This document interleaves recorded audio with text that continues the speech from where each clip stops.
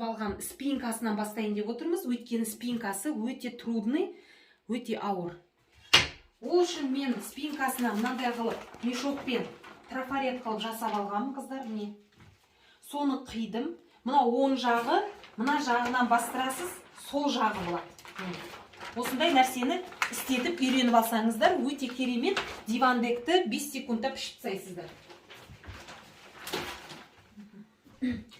Мінекей қарап отырсаңыздар, мынау диванымыздың ең шеті, мына жерде подлокотник болады.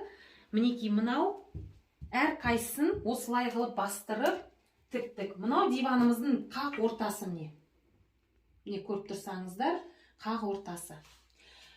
Шамамен диванымыздың ені, спинкасы, шамамен 90 болады екен міне. 90 сантиметрлік енді аласыздар. Ал ұзындығын міне жартысына дейін өлшесем 1,5 екен. Жартысы 1,5 болып тұр. Сонда бүкілі 3 метрдей мата кетіп тұр мына жерде. Бір спинкаға 90-ға 150.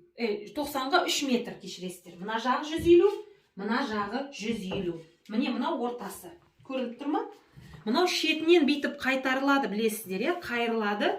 Сол үшін осындай қылып, мына жағы жіңішке, мына жағы жалпақ қылып жалғаймыз. Өзі диванды да солай обшивать еткен. Сол үшін мен сөйтіп жасап жатырмын. Мінекей, мына сол жағы, оң жағы да дәл солай міне. Мінекей. Дәл солай қылып міне дайындап қойдым. Енді осы детальдарды бір-біріне қосып тігіп шығамыз қазір.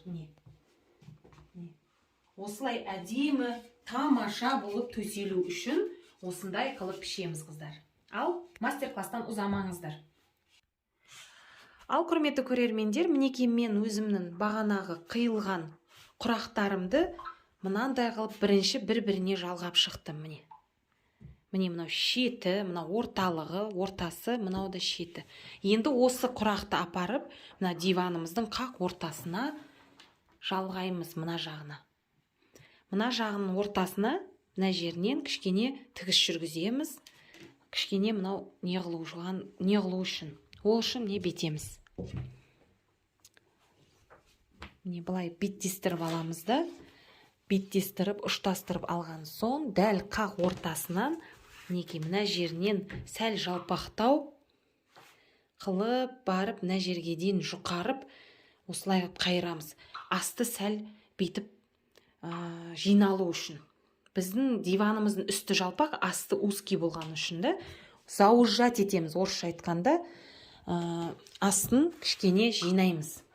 Мінекей енді мына жағын тігіп шығып, мына ортасына жалғаймыз, қыздар. Мастер-класстан ұзамаңыздар, ұнаса лайк басың. Ал құрметті көрермендер, мінекей тігіп жатқанымызда бағанағы ручканың бойымен тігеміз. Спинкаларын бірден оверлокқа саламыз. Осы мына құрақ-құрақ болып жалғанған жерлер оверлокпен тігілу керек міндетті түрде.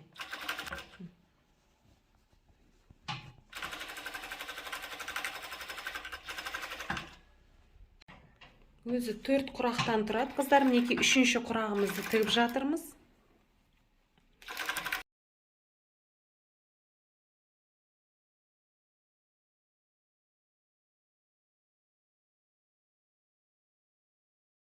Ұштастырамыз, қыздар, беттестіріп бір-біріне әдемілеп 4-ші құрағымызды қоямыз мінекей.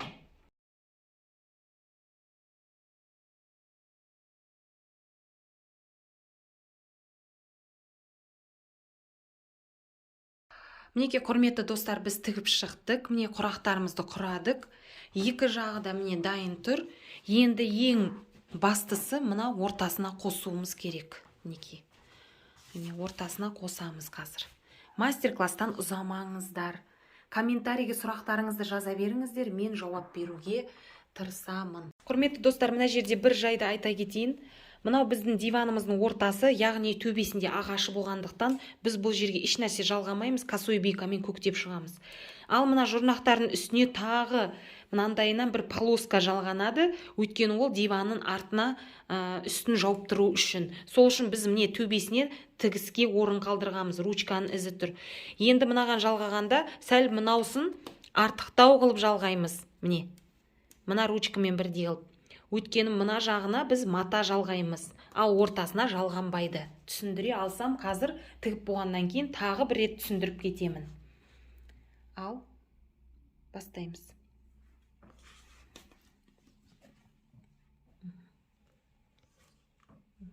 Сәл шығарасыз.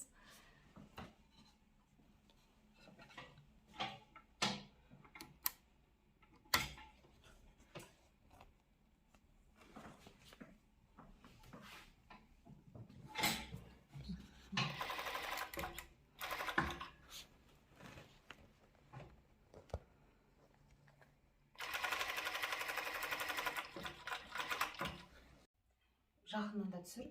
Мінекей, құрметті көрермендер, біз міне диванымызды жалғап алдық. Мына ортасы, білесіздер, мына жерде ағаш келеді. Ағаш мына жерден тоқтайды міне. Сол үшін артына мынау ар жаққа түсіп кету үшін біз осы жерден инемен қазір тоқтатып көреміз. Мына жерден кішкене складка жасаймыз.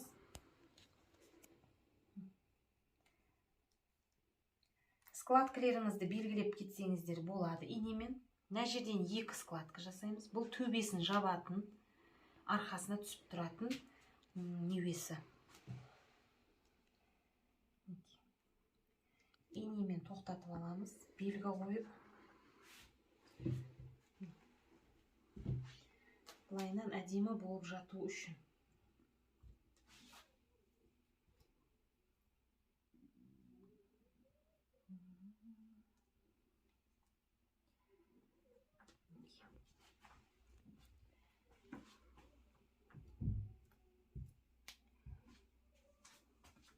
Мына жерге де 2 рет бүгеміз мына жақтарын.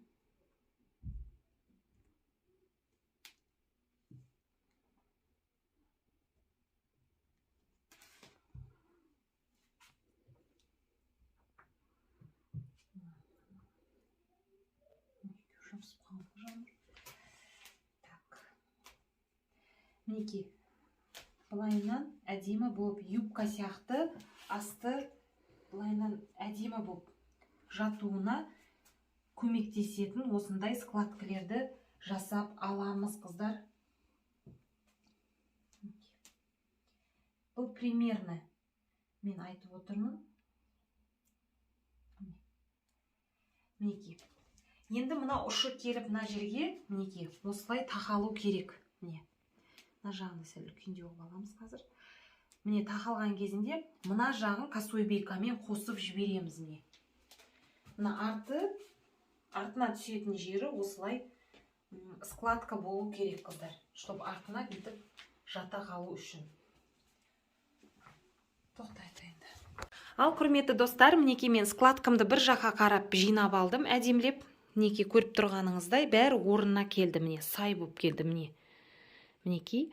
Енді осыны осыған қосып тігіп алып, содан кейін барып контрольный шов жүргіземіз, қыздар. Мынандай астынан астарын бірдей қылып ұстап отыра, үстінен бір-бір шовтан жүргізіп, бар жағын бекітіп аламыз. Содан кейін барып косой бейкамызды қолданамыз. Алла қаласа, ұзамаңыздар. Мастер-класстан ұнап жатса лайк басып, комментария қалдырып кетіңіздер, достарым. Мінекей, құрметті достар, 2 жағында бірдей қылып, міне 2 қанатына осылай 35-ке 150 дедім ба? Бағана өлшегенімде сол қанатымызды осылай жалғап аламыз, міне төбесіне. Мына ортасы, міне диванымыздың ортасы мынау. Бұл жерде ағашы бар төбесінде. Сол үшін бұл жерге тікпейміз. Мына жерінен тігеміз. Келіп мына жерге жалғанат болды. Ал, іске сәт.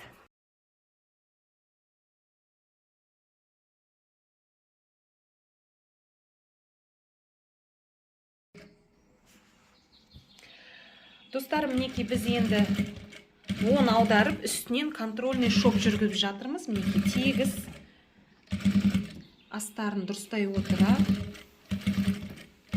бір жаққа қарата отыра, үстінен басып шығамыз.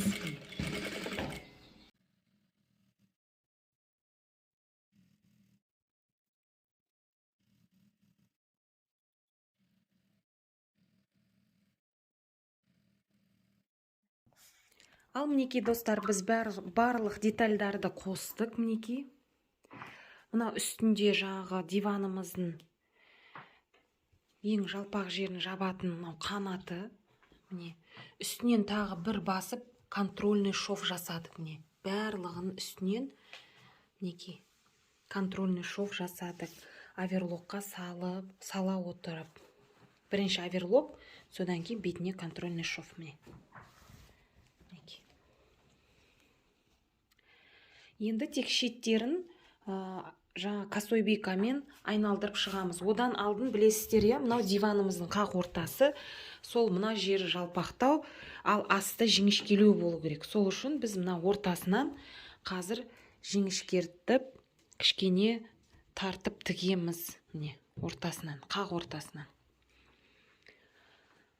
Мастер-класстан ұзамаңыздар. Ең қызығы алдыда болайын деп тұр. Мінекей, құрметті көрермендер, біз мына бір клеткадан, мына жағынан бір клетка, мына жағынан бір ромбиктен екі ромбик тастай отыра, мінекей, мына сызықтың ортасынан жүреміз.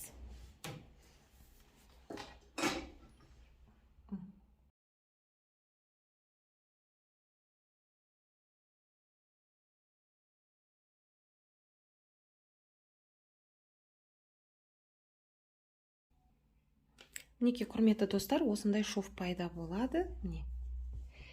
Енді мына артық жерін дүмпіштетпей,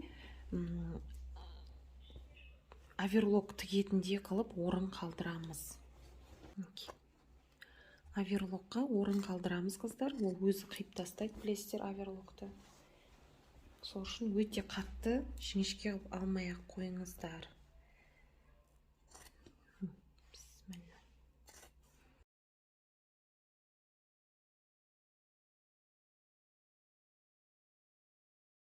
Осылай қиып алдым.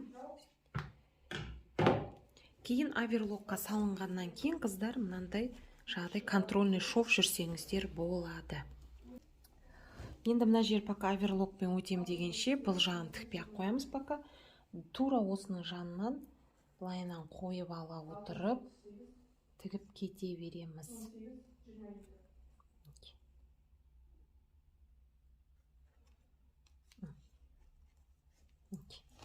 Екі жағын бірдей қылып тігіп кете береміз.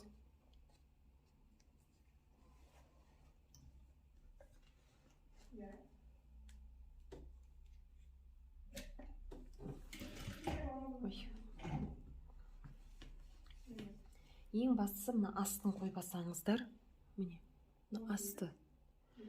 асты кірсе, міне, болды, бетін былай жауа отырып,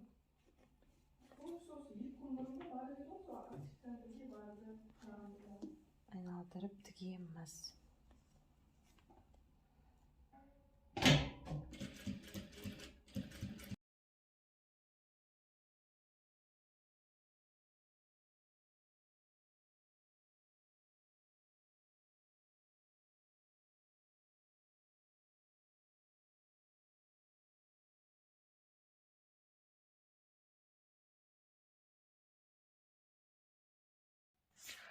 Құрметті достар, жаңа мен косой бейкамен істетіп көрдім. Маған ұнамады, өйткені міне осылай болып жатыр. Мынандай қылып ирелеңдетіп, гармошка қылып тастады ма, құдай-ау, ламбада қылып тастады ма. Бір ұсқынсыз бір нәрсе болып кетті енді. Білмеймін не екенін, может быть, атласовый болғандықтан. Алдыңғысы ХБ еді, ХБ жақсы тігілген еді. Мынау сәл неве. Сол үшін мен өзіне под цвет мынандай однотонный велюрдан 4 сантиметр, 3 сантиметр қылып осылай полоскаларды қиып алдым мінекей. Нәжде 50 сантиметрлік велюрды 2,70 ені солай қиып алдым. Енді өзімнің велюрымнан көрейін деп отырмын, қаптап. Сол әдемі дұрыс болады ау деп отырмын.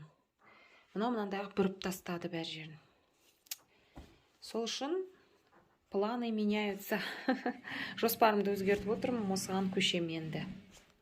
Мінекей біздің кресломыздың сидениясы, қыздар. Кресломыздың жаңағы матрасына киілетін қылып, осылай қылып бірінші оверлокпен тігіп алдық. Міне, мінекей тігіз қалдырған жеріміз көріп тұрсыздар, енді осының үстінен контрольный шов қылып тіке машинкамен тіке тігіске саламыз. Үстін бір мынандай қылып бір көктеп аламыз. Содан кейін астына жаңағыдай косой бейка емес, мінекей өзіміздің 3 сантиметр 4 сантиметрлік қылып па, өзіңізге ыңғайлы қылып аласыздар. Новичоктар 4 сантиметр қылып алыңыздар. Өткен сіздер 3 сантиметрден қиналасыздар. Мен 3 сантиметр қылып алдым. Енді қазір соны осылай қылып тігіп шығамын. Мінекей. Міне, әдемі бар жағын тіктік. Енді мына жерін просто бетіп жалғап жіберу керек. Түсініп атсыздар ма? Видеода міне бәрі көрініп тұр. Әдем болып киілетін болады. Мына жағын артық жерін қиып тастап, екеуін жалға жібереміз. Қазір контрольный шовта. Әдемі керемет дивандек шығайын деп тұр. Алла қаласа.